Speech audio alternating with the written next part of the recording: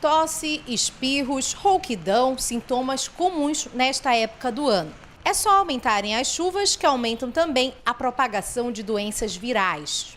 Em relação a esse período mais chuvoso, o próprio fato das pessoas se aglomerarem mais nas suas casas, às vezes até deixarem de sair, isso favorece algumas doenças que são veiculadas pelo trato respiratório, como, por exemplo, a gripe é uma delas, é a principal, talvez, preocupação. Por isso, e que a gente recomenda que a vacinação seja feita na população de modo geral no período que antecede essa época mais chuvosa, né, nas cidades. As mais comuns são as respiratórias, como as gripes e resfriados. Para evitá-las, são necessários cuidados básicos. Quem está gripado, quem está se sentindo com provavelmente um quadro respiratório, ao tossir, ao espirrar, ao estar secretivo pela via respiratória, tem que proteger o nariz. É o que a gente chama de etiqueta respiratória. É muito importante isso, ou seja, vai espirrar, pode usar a dobra do cotovelo. Ao tossir, você tem que ter um lencinho. Sempre andar com a mão limpa, que pode ser através da higienização comum, através da água e do sabão, ou então uma medida simples, que é um frasco pequeno de álcool gel.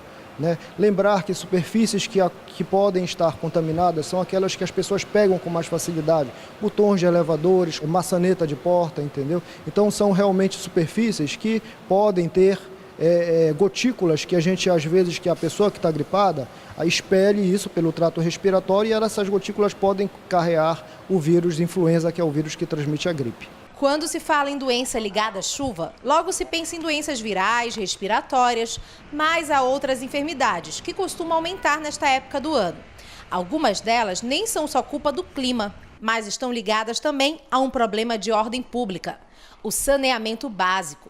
É o caso da leptospirose e doenças intestinais. Enquanto infectologista, enquanto sociedade de infectologia, isso dá para nós uma sensação de preocupação muito grande quando a gente vê essas pessoas interpretando esse período chuvoso dessa maneira, se misturando, e infelizmente algumas outras não tem jeito, tem que pisar ali naquela água às vezes para chegar na própria casa.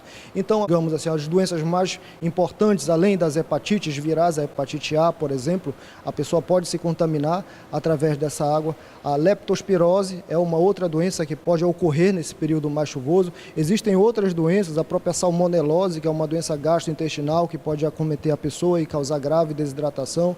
Existem outras doenças diarreicas, como por exemplo o próprio rotavírus, que é um vírus que é facilmente transmitido de pessoa para pessoa.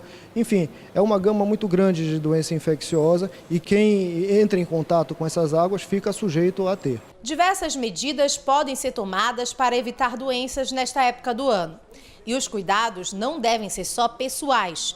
É preciso cuidar também da casa, do ambiente em que se vive, para evitar também outro inimigo conhecido, que costuma proliferar no período chuvoso, o Aedes aegypti.